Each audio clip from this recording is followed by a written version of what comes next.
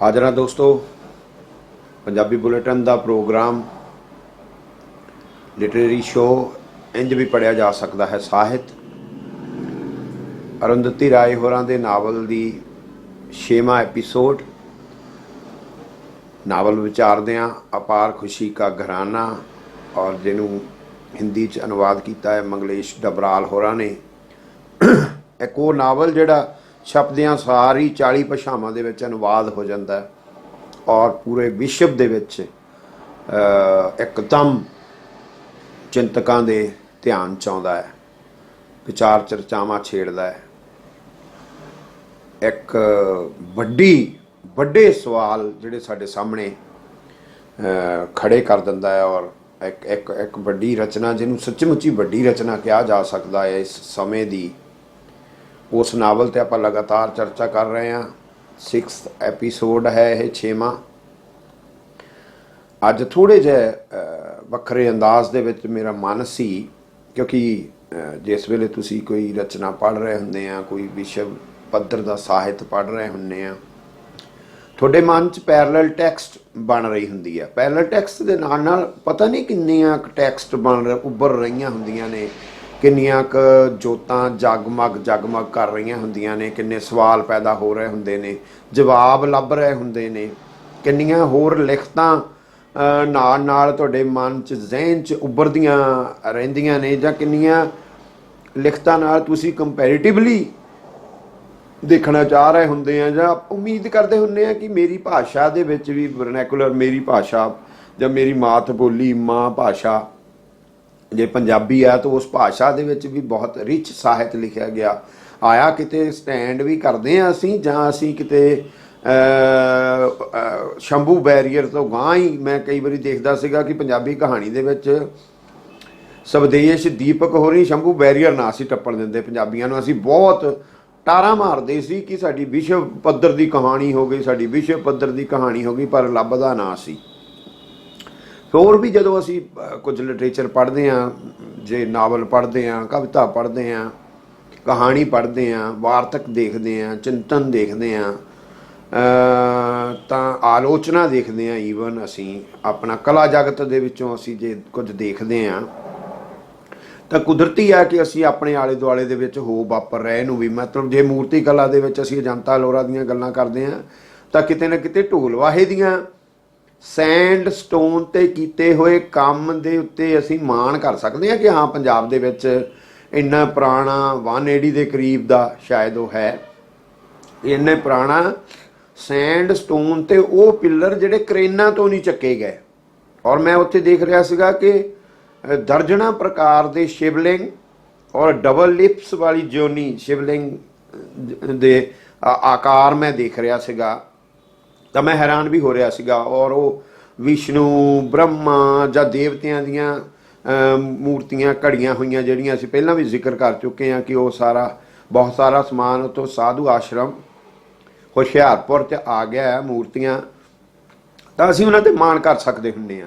मैं मुक्ति बोध होरां नूं जिन्हां लेखकां नूं मैं सब तो वध मुहब्बत करदा, भारती लेखकां चों मुक्ति बोध होरी ਉਹਦੇ ਵਿੱਚੋਂ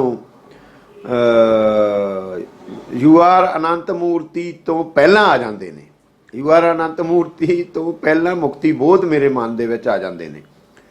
मैं उन्होंने देखदा कि इस धरातल ते विचर रहे ने मुक्ति बोध, वो तो थले उतरते ही नहीं। उन्होंने ऑटोबायोग्राफी पढ़ते हैं, उन्होंने रचनावां पढ़ते हैं, ओहो इन्ना ज़्यादा मैनू मैं मैथ च देखदा कि युधिष्ठिर जिहड़े ने कहते ने धर्मपुत्र कहते उन्होंने कि वो ना दा जिहड़ा रथ सीगा धरती तो कुछ गट्ठां तां ही हुंदा सीगा, धरती ते जमीन ते ना सी। पर फिर जिस वेले उन्होंने अश्वत्थामा मारिया गया वाला झूठ बोलिया तां वो रथ जिहड़ा जमीन ते आ गया सीगा। ਉਹਦੇ उस फिलोसफी ਨੂੰ ਹੋਰ ਤਰ੍ਹਾਂ ਖੋਲ੍ਹਿਆ जा सकदा, समझिया जा सकदा मैथिक ਨੂੰ। पर मैं ये कहना कि ਤੁਹਾਨੂੰ मुक्ति बोध ਦਾ रथ किते भी, क्योंकि वो ਤਾਂ पवित्र लोग सन है ना, ਤਾਂ ਉਹਨਾਂ ਦਾ रथ ਤੁਹਾਨੂੰ किते भी ਹੇਠਾਂ ਲੱਗਾ ਹੋਇਆ नज़र नहीं आउंदा। फिर मैं ਨਾਵਲਾਂ ਤੇ ਨਿਗਾਹ ਮਾਰਦਾ ਰਿਹਾ, ਨਾਵਲਾਂ ਦੇ ਪਾਤਰਾਂ ਤੇ, ਗੁਲਦਿਆਲ ਸਿੰਘ ਤੇ ਕਰਮਜੀਤ ਕੁੱਸੇ ਤੇ ਰਾਮ ਸਰੂਪ ਅਣਖੀ ਤੇ ਦੇਖਦਾ ਰਿਹਾ ਯਾਰ, ਕਿਤੇ ਜਸਵੀਰ ਮੰਡ ਤੇ ਦੇਖਦਾ ਰਿਹਾ, ਕਿਤੇ ਯਾਰ ਕੋਈ ਗੱਲਾਂ ਕਹਾਣੀਆਂ ਦੇ ਵਿੱਚ ਹੋਈਆਂ ਹੋਣਗੀਆਂ ਇਹੋ ਜਿਹੀਆਂ ਜਿਨ੍ਹਾਂ ਚੀਜ਼ਾਂ ਨੂੰ ਹੱਥ ਅਰੁੰਧਤੀ ਰਾਏ ਹੋਰੀ ਪਾ ਰਹੇ ਨੇ, ਜਿਨ੍ਹਾਂ ਪਾਤਰਾਂ ਦੇ ਵਿੱਚੋਂ ਦੀ ਸੰਵੇਦਨਾ ਲੈ ਕੇ ਆ ਰਹੇ ਨੇ ਅਰੁੰਧਤੀ ਰਾਏ ਹੋਰੀ, ਕਿਤੇ ਇਹ ਗੱਲਾਂ ਹੋਈਆਂ ਹੋਣਗੀਆਂ ਤਾਂ ਫਿਰ ਮੈਨੂੰ ਲਾਲ ਸਿੰਘ ਦਿਲ ਹੋਰੀ ਲੱਭ ਪਏ। ਹਾਂ, ਲਾਲ ਸਿੰਘ ਦਿਲ ਕੋਲ ਉਹੋ ਜਿਹੇ ਕਰੈਕਟਰ ਨੇ। ਤਾਂ ਮੈਂ ਦੇਖਦਾ ਕਿ ਮੈਂ ਪਹਿਲਾਂ ਦੇਖਿਆ ਕਿ ख्वाबगाह ਦੇ ਹਵਾਲੇ ਦੇ ਨਾਲ ਹੀ ਕਿ ਉਹਦੀਆਂ ਜਿਹੜੀਆਂ ਕੁਲਸੁਮ ਬੀ, ਅੰਜੁਮ ਜਾਂ ਉਹ ਬੀਬੀਆਂ ਜਿਹੜੀਆਂ ਸਾਰੇ ਜਿਹੜੇ ख्वाबगाह ਦੇ ਪਾਤਰ ਨੇ, ਜਿਨ੍ਹਾਂ ਨੂੰ ਕਿੰਨਰ ਕਹਿੰਦੇ ਆ ਅਸੀਂ, ਹੀਜੜੇ ਸ਼ਬਦ ਵੀ ਇਸਤੇਮਾਲ ਹੁੰਦਾ ਉਹਨਾਂ ਲਈ, ਭੈੜੇ ਸ਼ਬਦ ਵੀ ਕਈ ਲੋਕ ਬੋਲ ਦਿੰਦੇ ਨੇ, ਤਾਂ ਉਹ ਕਿਵੇਂ ਭੋਲੀਆਂ ਨੇ, ਭੋਲਾਪਣ ਉਹਨਾਂ ਦੀ ਕਰੈਕਟਰਸ ਦੇ ਵਿੱਚੋਂ, ਸਾਰਿਆਂ ਦੇ ਕਰੈਕਟਰਸ ਦੇ ਵਿੱਚੋਂ ਭੋਲਾਪਣ, ਔਰ ਉਸ ਭੋਲੇਪਣ ਦੇ ਵਿੱਚ ਹੀ ਕਿਤੇ ਨਾ ਕਿਤੇ ਮਾਨਵਤਾ ਛੁਪੀ ਹੋਈ ਹੈ। ਉਸ ਭੋਲੇਪਣ ਦੇ ਵਿੱਚ ਕਿਤੇ ਨਾ ਕਿਤੇ ਮਾਨਵਤਾ ਛੁਪੀ ਹੋਈ ਆ, ਸੰਸਕਾਰ ਛੁਪੇ ਹੋਏ ਨੇ, ਕਿਤੇ ਨਾ ਕਿਤੇ ਸੰਵੇਦਨਾ ਛੁਪੀ ਹੋਈ ਆ। ਮੈਂ ਤੁਹਾਨੂੰ ਵਾਰ-ਵਾਰ ਉਹਨਾਂ ਦੇ ਭੋਲੇਪਣ ਦੇ ਉਹ ਹਵਾਲੇ ਦਿੱਤੇ, ਜਿਵੇਂ ਉਹ ਬੱਚੀ ਦੇ ਵਾਲ ਕਟਾ ਕੇ ਉਹਨੂੰ ਮੁੰਡਿਆਂ ਵਾਂਗ ਰਹਿਣਾ ਰੱਖ ਰਹੀ ਆ। ਅੰਜੁਮ ਦੇ ਆਪਣੇ ਖਦਸ਼ੇ ਨੇ, ਅੰਜੁਮ ਦੀ ਆਪਣੀ ਮਨੋ ਚੇਤਨਾ ਹੈ, ਮਨੋ ਵਿਹਾਰ ਹੈ, ਪਰ ਕੁਲਸੁਮ ਵੀ ਮੀਟਿੰਗ ਲਾ ਲੈਂਦੀ ਆ ਕਿ ਭਾਈ ਨਹੀਂ, ਉਹਦੇ ਕੋਲ ਉਹਦਾ ਹੱਕ ਜਿਹੜਾ ਆ, ਇੱਕ ਮਾਨਵੀ ਹੱਕ ਜਿਹਨੂੰ ਕਹਾਂਗੇ ਆਪਾਂ, ਉਹ ਨਹੀਂ ਮੈਂ ਖੁੱਸਣ ਦੇਣਾ ਹੈਗਾ। ਇੰਨੀਆਂ ਭੋਲੀਆਂ ਗੱਲਾਂ ਕਰਦੀਆਂ ਨੇ ਉਹ। ਤਾਂ ਮੈਂ ਦੇਖਿਆ ਕਿ ਇਹਨਾਂ ਭੋਲੀਆਂ ਬਾਰੇ, ਜਿਹੋ ਜਿਹੀਆਂ ਭੋਲੀਆਂ ਪਾਤਰ ਅਰੁੰਧਤੀ ਰਾਏ ਦੇ ਕੋਲ ਨੇ, ਉਹੋ ਜਿਹੀਆਂ ਆਪਣੀ ਕਿਸਮ ਦੀਆਂ ਭੋਲੀਆਂ ਪਾਤਰ ਜਿਹੜੀਆਂ ਨੇ ਉਹ ਲਾਲ ਸਿੰਘ ਦਿਲ ਕੋਲ ਵੀ ਨੇ। ਮੈਂ ਇਹਦੇ ਵਿੱਚ ਵੀ ਹਵਾਲੇ ਦੇਵਾਂਗੇ ਆਪਾਂ ਅਰੁੰਧਤੀ ਰਾਏ ਹੋਰਾਂ ਦੇ ਵੀ, ਪਰ ਫਿਰ ਮੈਂ ਉਹਦੀਆਂ ਇਹਨਾਂ ਦੀਆਂ ਭੋਲੀਆਂ ਮੈਂ ਪਿਛਲੀਆਂ ਆਪਣੀਆਂ 5 ਹੀ ਐਪੀਸੋਡ ਦੇ ਵਿੱਚ ਤੁਸੀਂ ਨਾ ਭੋਲੀਆਂ ਦੇ ਦਰਸ਼ਨ ਕੀਤੇ ਨੇ। ਲਾਲ ਸਿੰਘ ਦਿਲ ਦੀਆਂ ਭੋਲੀਆਂ ਕਿਹੜੀਆਂ ਨੇ, ਮੈਂ ਉਹ ਤੁਹਾਡੇ ਨਾਲ ਦਰਸ਼ਨ ਕਰਾਉਣਾ। ਅੱਜ ਮੇਰਾ ਮਨ ਸੀ ਕਿ ਅਸੀਂ ਨਾਵਲ ਦੇ ਨਾਲ ਨਾਲ ਕੁਝ ਗੱਲਾਂ ਆਪਣੇ ਸਾਹਿਤ ਦੇ ਵਿੱਚੋਂ ਵੀ ਦੇਖੀਏ ਕਿ ਆਇਆ ਅਸੀਂ ਵੀ ਕਿਤੇ ਨਾ ਕਿਤੇ ਇਹਨਾਂ ਧਰਾਤਲਾਂ ਤੇ ਵਿਚਰੇ ਆ ਜਾਂ ਨਹੀਂ ਵਿਚਰੇ ਆ। ਤਾਂ ਦਿਲ ਮੈਨੂੰ ਲੱਭਿਆ ਫਿਰ ਕਿ ਹਾਂ ਵਿਚਰਿਆ। ਉਹਦੀ ਕਵਿਤਾ ਦਾ ਨਾਂ ਹੀ ਭੋਲੀਆਂ ਕਵਿਤਾ ਹੈ।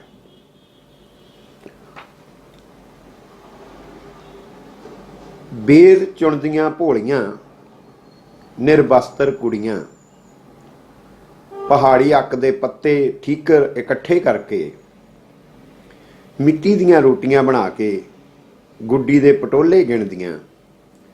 ਪਟੋਲੇ ਜੋ ਉਹਨਾਂ ਦੇ ਝੱਗਿਆਂ ਵਾਂਗ ਮੈਲੇ ਤੇ ਪੁਰਾਣੇ ਹੁੰਦੇ ਹਨ, ਗੁੱਡੀ ਦੇ ਵਿਆਹ 'ਚ ਧਰਦੀਆਂ। ਬੇਰ ਅੱਕ ਦੇ ਪੱਤਿਆਂ 'ਚ ਲਪੇਟ ਕੇ ਬੇਰ ਚੁਣਦੀਆਂ ਭੋਲੀਆਂ। ਕੁੜੀਆਂ ਮਜ਼ਦੂਰੀ ਨੂੰ ਜਾਂਦੀਆਂ, ਫਿਰ ਕਿਸੇ ਦਿਨ ਵਿਆਹੀਆਂ ਜਾਂਦੀਆਂ। ਮਾਪੇ ਮਿੱਟੀ ਦੀਆਂ ਰੋਟੀਆਂ ਬੇਰਾਂ ਜੈ ਹੌਕੇ ਦੇ ਕੇ ਸਿਰ ਪਲੋਸ ਦਿੰਦੇ। ਕੁੜੀਆਂ ਮਜ਼ਦੂਰੀ ਨੂੰ ਜਾਂਦੀਆਂ, ਫਿਰ ਕਿਸੇ ਦਿਨ ਵਿਆਹੀਆਂ ਜਾਂਦੀਆਂ। ਮਾਪੇ ਮਿੱਟੀ ਦੀਆਂ ਰੋਟੀਆਂ ਬੇਰਾਂ ਜੈ ਹੌਕੇ ਦੇ ਕੇ ਸਿਰ ਪਲੋਸ ਦਿੰਦੇ। ਪੁਰਾਣੇ ਤੇ ਸਸਤੇ ਕੱਪੜਿਆਂ ਦੀ ਮਹਿਕ ਸਸਤੇ ਸਾਬਣ ਕਰੀਮ 'ਚ ਮਹਿਕਦੀ। ਇਸ ਤੋਂ ਵੱਡੀ ਖੁਸ਼ੀ ਕੋਈ ਫਿਰ ਨਹੀਂ ਆਉਂਦੀ। ਔਲਾਦ ਦੀ ਖੁਸ਼ੀ ਦਰਦਾਂ ਸਿਰ ਪੀੜਾਂ ਸੰਗ ਝੁਲਸੀ ਜਾਂਦੀ। ਜਨਨੀ ਸੁੱਕੇ ਟੁੱਕਰ 'ਚ ਉਮਰ ਦਾ ਲਹੂ ਖਾ ਲੈਂਦੀ। ਬੱਚੇ ਤੁਰਨ ਲੱਗਦੇ, ਬਾਲ ਪੁੱਟਦੇ, ਪੈਸੇ ਮੰਗਦੇ, ਖੀਸੇ 'ਚੋਂ ਬੇਰ ਦੇ ਕੇ ਫੇਰ ਚਪੇੜ ਉਗਰਦੀ ਮਾਂ। ਭਾਂਡੇ 'ਚੋਂ ਲੂਣ ਝਾੜਦੀ, ਗਾਉਣ ਲੱਗਦੀ ਦਿਓਰ ਦਾ ਪਿਆਰ।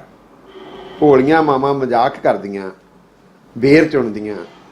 ਉਹ ਜਿਨ੍ਹਾਂ ਦਾ ਰੱਬ ਮੌਤ ਦੀ ਪਗਡੰਡੀ ਵੀ ਤੁਰ ਜਾਂਦਾ, ਪੱਥਰ ਦੀ ਨਿਆਈ ਜੀਣ ਜਵਾਨੀ ਵਿੱਚ।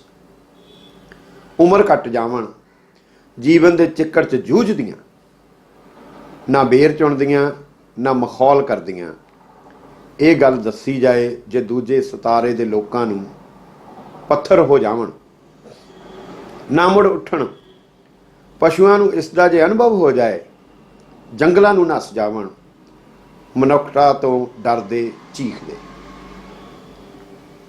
ਠੀਕ ਇਸੇ ਅਹਿਸਾਸ ਦੇ ਵਿੱਚੋਂ ਜਿਸ ਵੇਲੇ ਅਸੀਂ ਅੰਜੁਮ ਦਾ ਦਰਦ ਦੇਖਦੇ ਹਾਂ, ਜਿਸ ਵੇਲੇ ਇਹਨਾਂ ਲੋਕਾਂ ਦਾ ਦਰਦ ਕਰਾਹਨਾ ਜਿਹੜੀ ਹੈ, ਠੀਕ ਇਸ ਇਹੋ ਜਿਹਾ ਹੀ ਅਹਿਸਾਸ ਤੁਹਾਡੇ ਮਨ 'ਚ ਆਉਂਦੇ ਆ ਕਿ ਮਨੁੱਖ ਨੇ, ਬਲੀ ਮਨੁੱਖ ਨੇ, ਸੱਤਾਂ ਨੇ, ਸਿਸਟਮ ਨੇ ਇਹਨਾਂ ਦੇ ਨਾਲ ਜੋ ਅਣਮਨੁੱਖੀ ਕਰ ਦਿੱਤਾ ਹੈ। ਇਤਿਹਾਸ ਗਵਾਹ ਹੈ ਜਿਹਦੇ ਹਿਸਟੋਰੀਕਲ ਪਰਸਪੈਕਟਿਵ 'ਚੋਂ ਬਾਰ-ਬਾਰ ਗੱਲਾਂ ਫਿਰ 47 ਦੀ ਵੰਡ ਤੋਂ ਪਹਿਲਾਂ ਦੀਆਂ, ਜੇ ਕੋਈ ਅੰਜੁਮ ਦੀ ਭੂਆ ਦੀ ਉਹ ਗੱਲ ਕਰਦੀ ਹੈ ਤਾਂ ਕਿਸ ਤਰੀਕੇ ਦੇ ਨਾਲ ਲਾਹੌਰੀ ਮਸਜਿਦ ਉਹਨੂੰ ਨਹੀਂ ਰਾਸ ਆਉਂਦੀ, ਉਹ ਜਾਮਾ ਮਸਜਿਦ ਦੇ ਕੋਲ ਆਣ ਕੇ ਕਿਵੇਂ ਆਪਣੇ ਉਹਦੀ ਮੌਤ ਤੋਂ ਕੋਰਮਾ ਬਣਾ ਕੇ, ਉਹਦੀ ਮੌਤ ਤੋਂ ਬਾਅਦ ਵੀ ਉਹਦੇ ਪਿੰਡੇ 'ਚੋਂ ਕਿਵੇਂ ਉਹਨਾਂ ਸਬਜ਼ੀਆਂ ਦੀ ਮਹਿਕ ਆ ਰਹੀ ਹੁੰਦੀ ਹੈ, ਉਹ ਕਿਸ ਤਰੀਕੇ ਜੀ ਰਹੀਆਂ ਨੇ। ਔਰ ਜਾਂ ਉਹ ਦਾਈ ਜਿਹਦੇ ਜਹਾਂ ਆਰਾ ਦੇ ਬੱਚਿਆਂ ਨੂੰ ਜਨਮ ਦਿੱਤਾ ਆ, ਜਿਹੜੀ ਟੁੱਕਰ ਲਈ ਮਜਬੂਰ ਹੋਈ ਪਈ ਆ, ਜਿਹਦੇ ਸਿਰ ਤੇ ਛੱਤ ਨਹੀਂ ਆ, ਉਹ ਸਾਰੀਆਂ ਇਨੋਸੈਂਟ ਬੀਬੀਆਂ ਜਹਾਂ ਆਰਾ ਬਜ਼ਾਤੇ ਖੁਦ ਅੰਜੁਮ, ਔਰ ਉਹਨਾਂ ਦੇ ਦਰਦ ਦੀ ਕਰਾਹਨਾ, ਉਹਨਾਂ ਦਾ ਜੀਵਨ, ਜਿਸ ਤਰੀਕੇ ਦਿਲ ਉਹਨਾਂ ਦੇ ਬੇਰ ਚੁਣਨ ਤੋਂ ਬਾਅਦ, ਵਿਆਹ ਹੋਣ ਤੋਂ ਬਾਅਦ, ਬੱਚੇ ਜੰਮਣ ਤੋਂ ਬਾਅਦ, ਉਹ ਸਾਰੀ ਪਥਰਾਈ ਮਾਨਵਤਾ ਦਿਲ ਦੇ ਕਿਤੇ ਟਸ ਕਰ ਰਹੀ ਹੋਏਗੀ। ਸੇਮ ਪੈਟਰਨ ਦੇ ਵਿੱਚ ਤੁਸੀਂ ਉਹ ਕਰੈਕਟਰ, ਉਹ ਭੋਲੀਆਂ ਕਰੈਕਟਰ ਜਿਹੜੀਆਂ ਤੁਸੀਂ ਅਰੁੰਧਤੀ ਰਾਏ ਹੋਰਾਂ ਦੇ ਨਾਵਲ ਦੇ ਵਿੱਚੋਂ ਦੇਖ ਲੱਭ ਲੈਂਦੇ ਹੋ। ਜਾਂ ਫਿਰ ਇਹਨਾਂ ਪਾਤਰਾਂ ਨੂੰ ਅਸੀਂ ਪਹਿਲਾਂ ਵੀ ਹੈਰਾਨੀ ਪ੍ਰਗਟ ਕੀਤੀ ਸੀ ਕਿ ਕਿੱਥੇ ਅਰੁੰਧਤੀ ਰਾਏ ਹੋਰੀ ਤੇ ਕਿੱਥੇ ਉਹ ਕਬਰਗਾਹ ਤੇ ਖੁਆਬਗਾਹ ਦੇ ਪਾਤਰ, ਜਾਂ ਉਸ ਸਾਰੇ ਏਰੀਏ ਦੇ ਪਾਤਰ ਜਿਨ੍ਹਾਂ ਨੂੰ ਉਹ ਲੱਭ ਕੇ ਲਿਆਉਂਦੇ ਨੇ, ਜਿਨ੍ਹਾਂ ਪ੍ਰਤੀ ਉਹਨਾਂ ਦੇ ਮਨ ਦੇ ਵਿੱਚ ਇੰਨੀ ਸੰਵੇਦਨਾ ਭਰੀ ਹੋਈ ਹੈ, ਇੰਨੀ ਵੇਦਨਾ ਭਰੀ ਹੋਈ ਹੈ ਕਿ ਉਹ ਵੇਸਵਾਵਾਂ ਤਰੀਮਤਾਂ ਦੇ ਪ੍ਰਤੀ, ਉਹਨਾਂ ਪਾਤਰਾਂ ਦੇ ਪ੍ਰਤੀ ਜਿਹੜੇ ਮਾਰ ਵਕਤ ਦੀ ਮਾਰ ਝੱਲ ਰਹੇ ਹੁੰਦੇ ਨੇ, ਅਰੁੰਧਤੀ ਹੋਣੀ ਕਿੰਨੇ ਸੰਵੇਦਨਸ਼ੀਲ ਨੇ। ਤਾਂ ਮੈਂ ਦੇਖਦਾ ਫਿਰ ਉਹੋ ਜਿਹੇ ਪਾਤਰਾਂ ਪ੍ਰਤੀ ਲਾਲ ਸਿੰਘ ਦਿਲ ਹੋਰੀ ਵੀ ਉਨੀ ਸੰਵੇਦਨਾ, ਉਹਦੇ ਤੋਂ ਉਹ ਵੀ ਕਿਤੇ ਕਵੀ ਮਨ ਹੈ ਨਾ। ਇਹਦੇ ਵਿੱਚ ਵੀ ਪੋਇਟਰੀ ਭਰੀ ਪਈ ਹੈ, ਅਪਾਰ ਖੁਸ਼ੀ ਕਾ ਗਰਾਨਾ ਨਾਵਲ ਦੇ ਵਿੱਚ ਵੀ ਪੋਇਟਿਕ ਅਪਰੋਚ ਹੈ ਉਹਨਾਂ ਦੀ ਸਾਰੀ ਦੀ ਸਾਰੀ, ਤੇ ਪਰ ਦਿਲ ਤਾਂ ਫਿਰ ਕਵੀ ਹੈ। ਔਰ ਉਹਦਾ ਜਿਹੜਾ ਪੈਂਤਲਾ ਹੈ, ਉਹਨੇ ਜਿੱਥੇ ਖੜਨਾ ਹੈ, ਜਿਹੜੀ ਲਿੱਸੀ ਧਿਰ ਦੇ ਨਾਲ ਖੜਨਾ ਹੈ, ਜਿਹੜੀ ਮਿੱਧ ਦਿੱਤੀ ਧਿਰ ਦੇ ਨਾਲ ਖੜਨਾ ਹੈ, ਜਿਹੜੀ ਧਿਰ ਨੂੰ ਬੇਸਵਾ ਬਣਾ ਦਿੱਤਾ ਗਿਆ ਹੈ, ਉਹਦੇ ਨਾਲ ਖੜਨਾ ਹੈ। ਤਾਂ ਅਰੁੰਧਤੀ ਰਾਏ ਜਿੰਨੀ ਸੰਵੇਦਨਾ ਦੇ ਨਾਲ ਖੜਨਾ ਅਰੁੰਧਤੀ ਰਾਏ ਨੇ, ਲਾਲ ਸਿੰਘ ਦਿਲ ਉਨੀ ਸੰਵੇਦਨਾ ਦੇ ਨਾਲ ਤੁਹਾਨੂੰ ਪ੍ਰਗਟਾਓ ਉਹਦਾ ਜਿਹੜਾ ਉਹ ਮਿਲ ਜਾਏਗਾ। ਕਵਿਤਾ ਦਾ ਨਾਂ ਹੈ ਵੇਸਵਾ ਤਰੀਮਤਾਂ। ਦੇਖੋ ਕਿਹੜੇ ਕਿਹੜੇ ਪਾਤਰ ਤੁਹਾਨੂੰ, ਇਹ ਪਾਤਰ ਜਿਹੜੇ ਆ ਪੰਜਾਬੀ ਦੀ ਆਮ ਪੋਇਟਰੀ 'ਚ ਨਹੀਂ ਮਿਲਣਗੇ ਤੁਹਾਨੂੰ। ਮੈਂ ਦਿਲ, ਅਸੀਂ ਕੋਈ ਬਾਰ-ਬਾਰ ਦਿਲ ਕੋਲ ਕਿਉਂ ਜਾਂਦੇ ਹਾਂ? ਇਹ ਨਾਵਲ ਪੜ੍ਹਦੇ ਹਾਂ ਬਾਰ-ਬਾਰ, ਦਿਲ ਮੇਰੇ ਦਿਲ ਦੇ ਨੇੜੇ ਕਿਉਂ ਆ ਜਾਂਦੇ ਆ? ਉਹ ਦਿਲ ਕਹਿੰਦਾ ਹੁੰਦਾ ਸੀ ਕਵਿਤਾ 'ਚ ਹੀ ਵੀ ਛੇੜੋ ਛੇੜੋ ਦਿਲ ਦੀਆਂ ਗੱਲਾਂ, ਕਰੋ ਕਿਤੇ ਕੋਈ ਹੱਲਾ ਗੁੱਲਾ। ਇਹ ਨਾਵਲ ਜੇ ਹੱਲਾ ਗੁੱਲਾ ਕਰ ਰਿਹਾ ਨਾ, ਤੇ ਮੈਨੂੰ ਲੱਗਦਾ ਦਿਲ ਦੇ ਅੰਦਰ ਧੜਕਦੇ ਪਾਤਰਾਂ ਦੀ ਧੜਕਣ ਤੁਹਾਨੂੰ ਬਰੋਬਰ ਇਹਦੇ ਵਿੱਚੋਂ ਸੁਣਾਈ ਦੇਵੇਗੀ। ਦੈਟਸ ਵਾਈ ਕਿ ਇਹ ਪਾਤਰ ਜਦੋਂ ਧੜਕੇ ਤੇ ਮੇਰੇ ਦਿਲ ਦੇ ਵਿੱਚ ਦਿਲ ਦੇ ਪਾਤਰ ਧੜਕਣੇ ਸ਼ੁਰੂ ਹੋ ਗਏ। ਭੋਲੀਆਂ ਮੈਂ ਤੁਹਾਨੂੰ ਸੁਣਾਈਆਂ, ਹੁਣ ਵੇਸਵਾ ਤਰੀਮਤਾਂ ਬਾਰੇ ਦਿਲ ਕੀ ਕਹਿੰਦਾ। ਮਿੱਤਰੋ, ਜਿੰਨਾ ਮਰਜੀ ਘ੍ਰਿਣਤ ਤੁਸੀਂ ਮੈਨੂੰ ਸਮਝੋ, ਮਿੱਤਰੋ ਜਿੰਨਾ ਮਰਜੀ ਘ੍ਰਿਣਤ ਤੁਸੀਂ ਮੈਨੂੰ ਸਮਝੋ, ਇਹ ਵੇਸਵਾਵਾਂ ਤਰੀਮਤਾਂ ਕੁੜੀਆਂ ਮੇਰੀਆਂ ਮਾਵਾਂ, ਭੈਣਾਂ ਤੇ ਧੀਆਂ ਹਨ, ਤੇ ਤੁਹਾਡੀਆਂ ਵੀ। ਇਹ ਗਊਆਂ ਪੂਜਣ ਵਾਲੇ ਹਿੰਦੁਸਤਾਨ ਦੀਆਂ ਮਾਵਾਂ, ਭੈਣਾਂ ਤੇ ਧੀਆਂ ਹਨ। ਅਹਿੰਸਾ ਤੇ ਬੁੱਧ ਦੇ ਪੁਜਾਰੀ ਭਾਰਤ ਦੀਆਂ ਮਾਵਾਂ, ਭੈਣਾਂ ਤੇ ਧੀਆਂ ਹਨ। ਇਹ ਵੱਡੇ ਪੂੰਜੀਦਾਰਾਂ ਦੀਆਂ ਮਾਵਾਂ, ਭੈਣਾਂ ਤੇ ਧੀਆਂ ਹਨ। ਜੇ ਨਹੀਂ ਤਾਂ ਇਹ ਆਉਣ ਵਾਲੇ ਇਨਕਲਾਬ ਦੀਆਂ ਮਾਵਾਂ, ਭੈਣਾਂ ਤੇ ਧੀਆਂ ਹਨ। ਇਹ ਗੱਲ ਕਹਿਣੀ, ਇਹ ਧੜਕਣ, ਇਹ ਅਹਿਸਾਸ, ਇਹ ਟਕਰਾਓ, ਇਹ ਬੇਹੋਸ਼ੀ ਦੇ ਆਲਮ 'ਚ ਬੈਠੇ ਲੋਕਾਂ ਦਾ ਕੰਮ ਨਹੀਂ ਆ। ਇਹ ਬਹੁਤ ਜਾਗਦੇ, सुखिया सब संसार है खावे और सोए, दुखिया दास कबीर है जागे और रोए। और रोना कोई कायरता नहीं है। जागदा बंदा, शिव कुमार बटालवी की BBC ते एक छोटी जी इंटरव्यू पई है मिस्टर कॉल नाल कीती हुई, यूट्यूब ते तुसी देख सकते हैं। वो कहंदा इंटैलैक्चुअल, हर इंटैलैक्चुअल पल पल ते मर रहा हुंदा है। स्लो सुसाइड, दिल मर रहा है। अरुंधति राय मर रही है। यही पात्र किन्हां दे धड़कणगे यार? अरुंधति राय दे मन च हिजड़े तड़प रहे ने, तड़प रहे ने वो बुरी तरह दे नाल। और साडे समाज च उन्हां दा स्थान की है? साडे जिस वेले धर्म युद्ध के नां ते हत्यावां कीतियां जा रही हुंदियां ने, दंगे भड़काए जा रहे हुंदे ने, दंगाकारी मानवता मिध रहे हुंदे ने, जिस वेले अन्नी पी रही हुंदी आ, जिस वेले उन्हां समयां दे विच उन्हां वक्तां दे विच भी हिजड़े कित्थे ने, उन्हां दी सोच कित्थे है, उन्हां वक्तां दे विच भी उन्होंने तिरस्कार की भावना नाल किस तरीके देखा जा रहा है, जिस व्यंग नाल अरुंधति करते ने, वो मैं तुहाडे नाल हुणे साझा करांगा। पर जिस संवेदना नाल लाल सिंह दिल हिजड़ियां नूं देखदा है, मैं वो तुहाडे नाल पहला साझा करदा।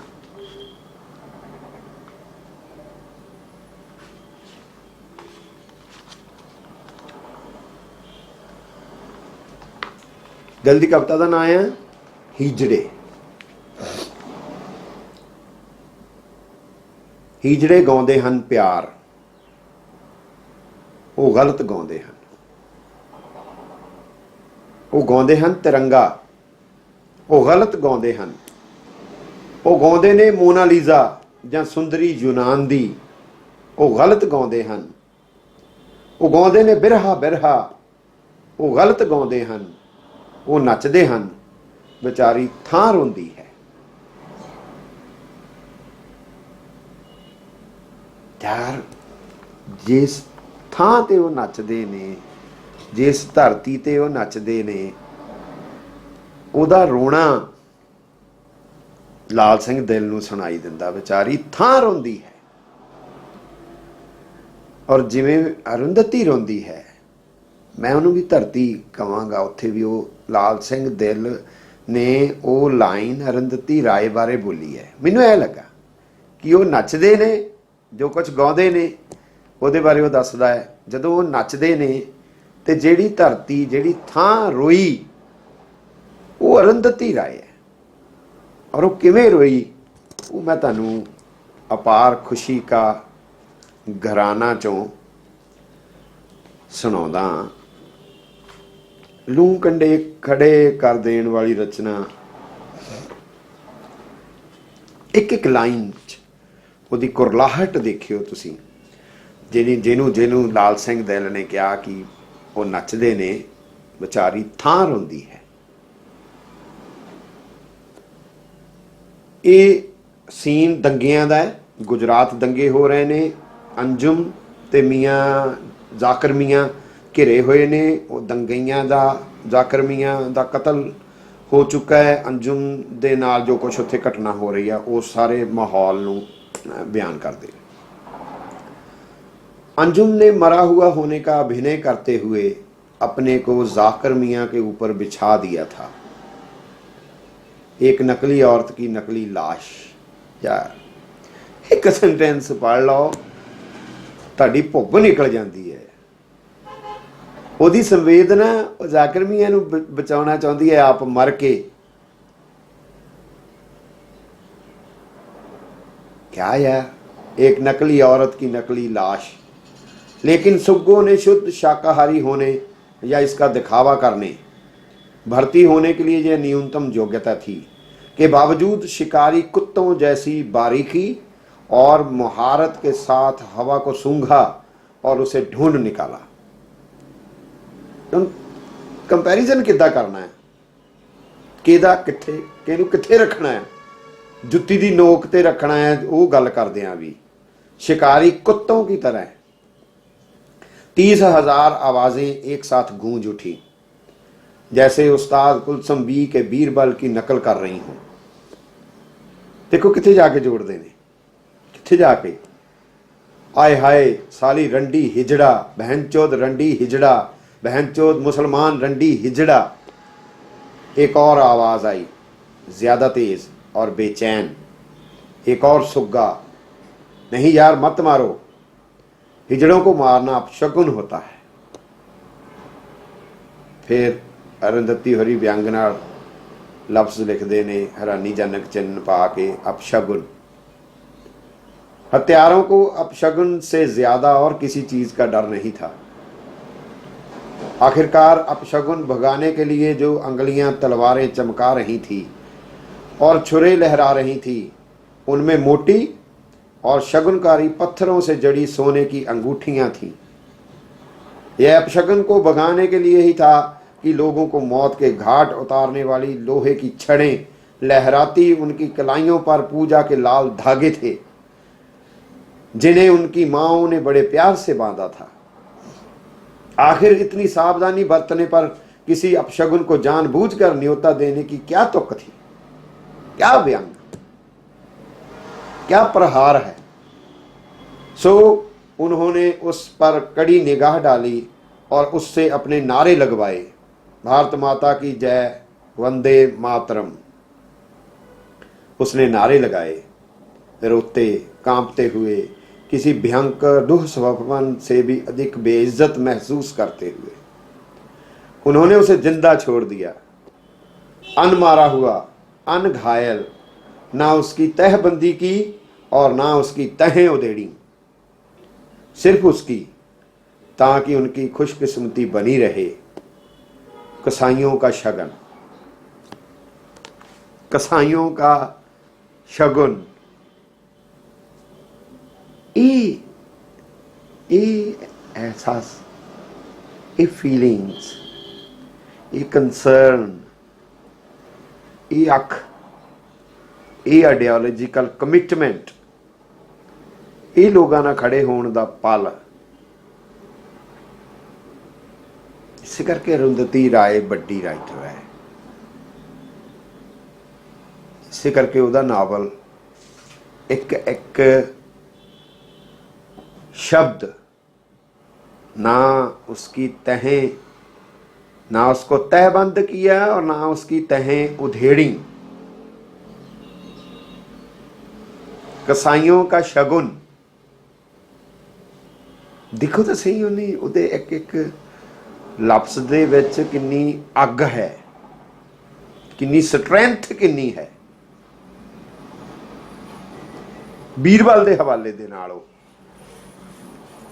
जड़ियां गल्लां कर जाती है। दूसरा एक नुकता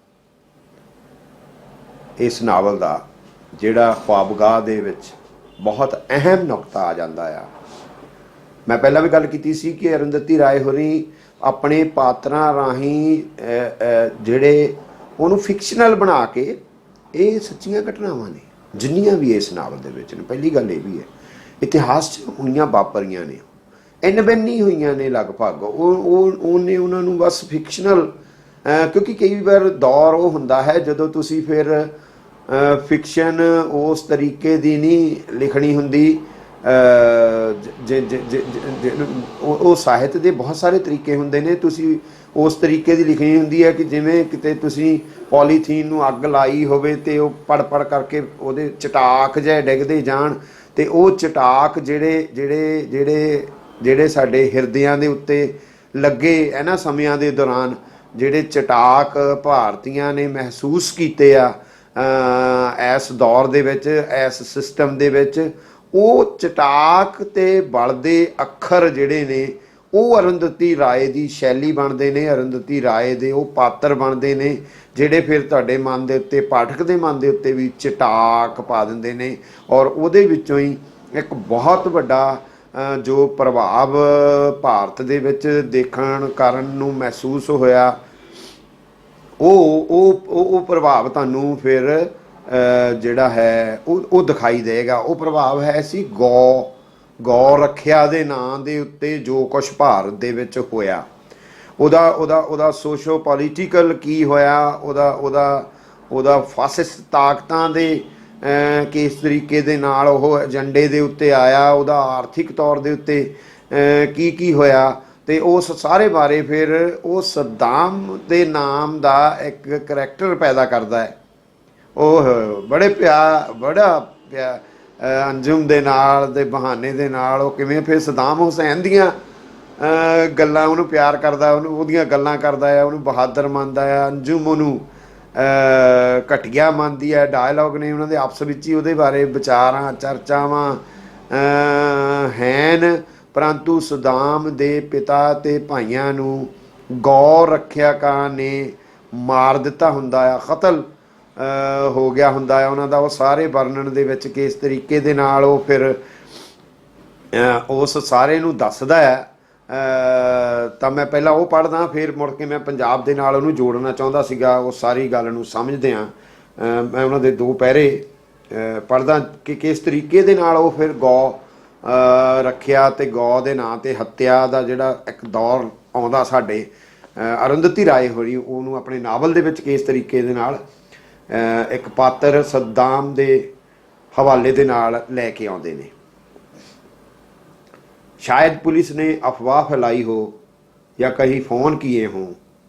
थाने के सामने भीड़ लग गई और कहने लगी कि गो हत्यारों को उन्हें सौंप दिया जाए। टेम्पो में मरी हुई गाय की बदबू पूरे इलाके में फैली थी और उनके लिए यही सबूत काफ़ी था। लोगों ने ट्रैफिक रोकना शुरू कर दिया। मुझे सूझा ही नहीं कि क्या करूं, कहाँ जाकर छिपूं, इसलिए मैं भी उसी भीड़ में शामिल हो गया।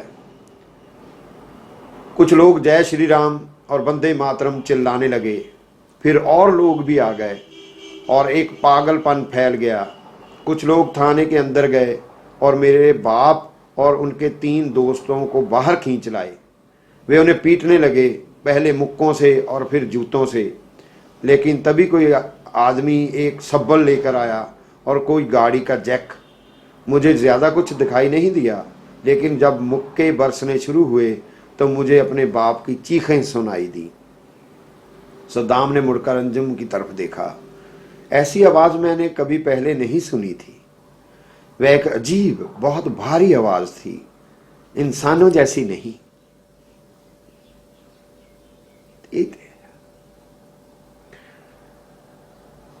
वह एक अजीब बहुत भारी आवाज़ थी, इंसानों जैसी नहीं। लेकिन फिर वह भीड़ भी चिल्लाहटों में दब गई, भीड़ की चिल्लाहटों में दब गई। यह सब तुम्हें कैसे बताऊं, तुम जानती हो। सद्दाम की आवाज़ फुसफुसाहट में बदल गई। सब लोग तमाशाई बने रहे, किसी ने उनको रोका नहीं। फिर सद्दाम ने बताया कि जब भीड़ ने अपना काम पूरा कर लिया तो किस तरह कारों की बत्तियां एक साथ जल उठीं, जैसे वह फौजी कारवां हो। देखो कह की रही है, तनु सौखिया लग गया कि बत्तियां ऐसे जल उठी जैसे कोई फौजी कारवां हो। कार्रवाई की होके हटी है ते उन्होंने फौजी कारवां कहना। अरुंधति नूं जागदी राइटर है, उन्होंने जागदियां पढ़ना पैंदा। ओहो रुकदे तुसीं, ओहो फौजी कारवां किवें हो गया ये तो कोई होर कुछ करके हटिया नहीं। फिर किते फौजी कारवे ने भी इदा किया होना है, तुहानूं अगे जाके कनसो मिल जाएगी। किस तरह वे उसके बाप के खून के डबरों में से छपछपाती हुई गुजरी जैसे वह बारिश का पानी हो, और किस तरह वह सड़क पुराने शहर में बकरीद के दिन की गली जैसी नजर आने लगी थी। इन्नी बारीकी, इन्नी शिद्दत। मैं पढ़ रहा सी तो मैं देख रहा सी कि मैं दुआबे नूं, पंजाब दे इस एरिए नूं जिथे असी मैं बैठा हाँ जलंधर दे विच, मैं दुआबे दे विच असी देखते हैं कि दलित मूवमेंट काफ़ी आतर मंडल मूवमेंट लहर की जे गल करिए तो दलित मूवमेंट का उभार असी देखते हैं। तो मैं ये देख रहा कि भाई वो किहड़े लोग ने जिहड़े लड़ रहे सन, वो लोग सीगे जिहड़े चमड़े का कारोबार करते सन, जिहड़े चमड़े के व्यापारी सन। ਉਹ ਫਿਰ ਚਮੜਾ ਕਿਵੇਂ ਜਾਣਾ ਆ, ਜੇ ਫਸਟ ਵਰਲਡ ਵਾਰ ਲੱਗੀ ਆ ਤਾਂ ਕਿਵੇਂ ਘੋੜਿਆਂ ਦੀਆਂ ਕਾਠੀਆਂ ਬਣਨੀਆਂ, ਬੱਦਰੀਆਂ ਬਣਨੀਆਂ, ਬੂਟ ਬਣਨੇ ਨੇ, ਜਾਂ ਹੋਰ ਕਈ ਕੁਛ ਜਾਣਾ ਆ, ਜਾਂ ਕਲਕੱਤੇ ਤੱਕ ਪਹੁੰਚ ਜਾਣਾ ਆ ਤੁਸੀਂ, ਕਿਸ ਤਰੀਕੇ ਦੇ ਨਾਲ ਅੰਗਰੇਜ਼ ਆਫੀਸਰਾਂ ਦੇ ਵਾਸਤੇ ਸਮਾਨ ਤਿਆਰ ਹੋਣਾ, ਸੈਕੰਡ ਵਰਲਡ ਵਾਰ ਦੇ ਵਿੱਚ ਜਾਣਾ ਆ। ਤਾਂ ਉਹ ਸਾਰੇ ਦੇ ਸਾਰੇ ਉਹ ਵਪਾਰੀ ਤਬਕਾ ਸੀ ਜਿਹੜਾ ਚਮੜੇ ਦਾ ਕਾਰੋਬਾਰ ਕਰਦਾ ਸੀਗਾ। ਤਾਂ ਉਹ ਵਪਾਰੀ ਤਬਕਾ ਜਿਹੜਾ ਹੈ ਉਹ ਹੀ ਸਾਰਾ ਮੁੜ ਕੇ ਅਸੀਂ ਉਸ ਸੰਘਰਸ਼ ਦੀ ਲੀਡਰੀ ਦੇ ਵਿੱਚ ਦੇਖਦੇ ਹਾਂ। ਪਿਛਲੇ ਦਿਨੀ ਬਲਬੀਰ ਮਾਧੋਪੁਰੀ ਹੁਣਾਂ ਦਾ ਇੱਕ ਨਾਵਲ ਆਇਆ, ਉਹਦੇ ਵਿੱਚ ਉਹ ਸਾਰੀਆਂ ਨਿਸ਼ਾਨਦੇਹੀਆਂ ਜਿਹੜੀਆਂ ਨੇ ਉਹ ਤੁਹਾਨੂੰ ਨਜ਼ਰ ਆ ਜਾਂਦੀਆਂ ਨੇ ਕਿ ਹਾਂ ਭਾਈ ਇਹ ਉਹਨਾਂ ਦੀ ਉਹ ਸਾਰੇ ਲੜਨ ਆਤਰ ਮੰਡਲ ਮੂਵਮੈਂਟ ਵਿੱਚ ਉਸ ਵੇਲੇ ਦੀ ਮੂਵਮੈਂਟ। ਇਹ ਕਹਿਣਾ ਕਿ ਅਸੀਂ ਨੇਟਿਵ ਆ, ਅਸੀਂ ਮੁੱਢਲਾ ਧਰਮੀ ਆ, ਇੱਥੇ ਦੇ ਆਦਿ ਧਰਮੀ ਆ, ਅਸੀਂ Aryan, we are not Aryan. Philosophically ਦਾਰਸ਼ਨਿਕ ਤੌਰ ਤੇ ਤਾਂ ਬਹੁਤ ਵੱਡੀ ਲੜਾਈ ਸੀ, ਪਰ ਜਦੋਂ ਉਹ ਲੋਕਾਂ ਦੇ ਸਿਰਾਂ ਦਾ ਹਿੱਸਾ ਬਣੀ ਹੈ ਤਾਂ ਉਹ ਸਾਰੀ ਦੀ ਸਾਰੀ ਲੀਡਰਸ਼ਿਪ ਉਹੀ ਸੀ ਜਿਹੜੀ ਚਮੜੇ ਦੇ ਕਾਰੋਬਾਰ ਦੇ ਵਿੱਚੋਂ ਕਿਤੇ ਵਪਾਰੀ ਤਬਕਾ ਬਣੀ ਹੋਈ ਸੀ। ਅਸੀਂ ਉਹਦੀਆਂ ਸਾਰੀਆਂ ਨਿਸ਼ਾਨਦੇਹੀਆਂ ਕਰਕੇ ਉਹ ਗਰੀਬ ਲੋਕ, ਬਹੁਤੇ ਗਰੀਬ ਦੁਆਬੇ ਦੇ ਇਸੇ ਕਰਕੇ ਲੋਕ ਖੜਕਦੇ ਨੇ, ਉਸ ਲਹਿਰ ਕਰਕੇ ਖੜਕਦੇ ਸੀ, ਤੇ ਉਹ ਲਹਿਰ ਉਹਨਾਂ ਦੇ ਵਪਾਰੀ ਹੋਣ ਕਰਕੇ ਖੜਕਦੀ ਸੀ। ਕਿ ਇਸ ਤਰੀਕੇ ਦੇ ਨਾਲ ਉਹਨਾਂ ਨੇ ਉਹ ਚਮੜੇ ਦੇ ਕਾਰੋਬਾਰ ਦੀਆਂ ਲੜਾਈਆਂ ਵੀ ਲੜੀਆਂ ਹੋਈਆਂ ਨੇ। ਸੋ ਔਰ ਉਸ ਤੋਂ ਬਾਅਦ ਜਿਸ ਵੇਲੇ ਇਹ ਗौ ਹੱਤਿਆ, ਗौ ਰੱਖਿਆ ਵਾਲੇ ਮਾਮਲੇ ਤੋਂ ਦੇਖਦੇ ਹਾਂ ਤਾਂ ਸਾਰੇ ਦਾ ਸਾਰਾ ਹੋਰ ਵੀ ਬਹੁਤ ਸਾਰੀਆਂ ਰੀਜ਼ਨਿੰਗਸ ਨੇ, ਪਰੰਤੂ ਕਿਉਂਕਿ ਚਮੜਾ ਇੱਧਰੋਂ ਉੱਧਰੋਂ ਆਉਣੋਂ ਜਾਣੋਂ ਹਟ ਜਾਂਦਾ ਹੈ, ਲੋਕ ਡਰ ਜਾਂਦੇ ਨੇ, ਤੇ ਸਾਰੀ ਦੀ ਸਾਰੀ ਬਹੁਤ ਵੱਡੀ ਇੰਡਸਟਰੀ ਸੀ, ਬਹੁਤ ਵੱਡਾ ਹਿਸਟੋਰੀਕਲ ਆਸਪੈਕਟ ਹੈ ਜਲੰਧਰ ਦੀ ਲੈਦਰ ਇੰਡਸਟਰੀ ਦਾ। ਇਸ ਟਾਈਮ ਬਿਕੋਜ਼ ਆਫ ਥੀਜ਼ ਰੀਜ਼ਨਿੰਗਸ ਇਸ ਟਾਈਮ ਤਬਾਹੋ ਬਰਬਾਦ ਹੋਈ ਪਈ ਆ। ਔਰ ਉਹ ਸਾਰੇ ਜਿਹੜੇ ਲੋਕ ਫਿਰ ਇਸ ਵਪਾਰ ਕਰਕੇ ਲੜਦੇ ਸੀ, ਇਹ ਦਲਿਤ ਅਸਰਸ਼ਨ ਜੇ ਸਾਨੂੰ ਦੁਆਬੇ ਦੇ ਵਿੱਚ ਦੀਦਾ, ਜੇ ਦਲਿਤ ਅਸਰਸ਼ਨ ਸਾਨੂੰ ਜਲੰਧਰ ਦੇ ਵਿੱਚ ਖਾਸ ਕਰਕੇ ਦੀਦਾ ਸੀ, ਤੇ ਉਸ ਅਸਰਸ਼ਨ ਦੇ ਗਾਂ ਕਿਹੜੇ ਪਾਸੇ ਨੂੰ ਉਹਨੇ ਜਾਣਾ ਆ, ਕਿਹੜੀ ਲੜਾਈ ਤੱਕ ਉਹ ਜਾ ਸਕੇਗਾ ਜਾਂ ਨਹੀਂ ਜਾ ਸਕੇਗਾ, ਇਹ ਗੱਲ ਦਾ ਅਹਿਸਾਸ ਵੀ ਸਾਨੂੰ ਹੋ ਜਾਣਾ ਚਾਹੀਦਾ ਹੈ। ਸਾਹਿਤ ਜਿਸ ਵੇਲੇ ਗੱਲਾਂ ਕਰ ਰਿਹਾ ਹੁੰਦਾ ਹੈ ਉਹਦੀ ਕਦੇ ਅਕਹਿਰੀ ਪਰਤ ਨਹੀਂ ਹੁੰਦੀ, ਪਤਾ ਨਹੀਂ ਕਿੱਥੇ ਤੱਕ ਉਹਨੇ ਮਾਰ ਕਰਨੀ ਹੁੰਦੀ ਹੈ। ਔਰ ਅਰੁੰਧਤੀ ਰਾਏ ਦਾ ਨਾਵਲ ਜੇ ਸਾਨੂੰ ਮੈਂ ਚਮੜੇ ਦੇ ਵਪਾਰ ਦੀ ਹੋਈ ਗੱਲ ਕਰਾਂ, ਉਹਦੇ ਵਿੱਚੋਂ ਹੀ ਬਾਹਰ ਕੱਢ ਕੇ ਲੈ ਗਿਆ ਹੈ, ਤਾਂ ਅਸੀਂ ਜਿਹੜੇ ਉਭਾਰ ਦੀਆਂ ਗੱਲਾਂ ਜਿਹੜੀਆਂ ਬੂਟਾ ਮੰਡੀ ਨੂੰ ਅਸੀਂ ਇੱਕ ਸਿੰਬੋਲਿਕ ਤੌਰ ਦੇ ਉੱਤੇ ਦੇਖਦੇ ਹਾਂ, ਉਹਦਾ ਕੀ ਬਣੇਗਾ, ਸਾਡੇ ਸਾਹਮਣੇ ਬਹੁਤ ਵੱਡਾ ਸਵਾਲ ਪੈਦਾ ਹੋ ਜਾਂਦਾ।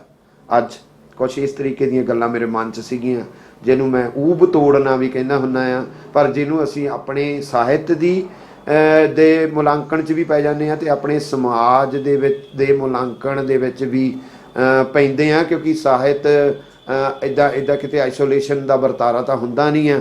ਇਸ ਕਰਕੇ ਇਹਨੂੰ ਆਈਸੋਲੇਸ਼ਨ 'ਚ ਰੱਖ ਕੇ ਪੜ੍ਹਨ ਦੀ ਥਾਂ ਮੈਂ ਸਾਹਿਤ ਤੇ ਸਮਾਜ ਦੀ ਆਰਥਿਕਤਾ ਦੇ ਵਿੱਚ ਜੋ ਕੁਛ ਬਦਲਾਅ ਆ ਰਹੇ ਨੇ ਇਸ ਨਾਵਲ ਦੇ ਇਸ ਟੁਕੜਿਆਂ ਦੇ ਹਵਾਲੇ ਦੇ ਨਾਲ ਅੱਜ ਗੱਲ ਕਰਨੀ ਚਾਹੁੰਦਾ ਸੀਗਾ। ਤੁਹਾਡੀ ਬਹੁਤ ਮਿਹਰਬਾਨੀ।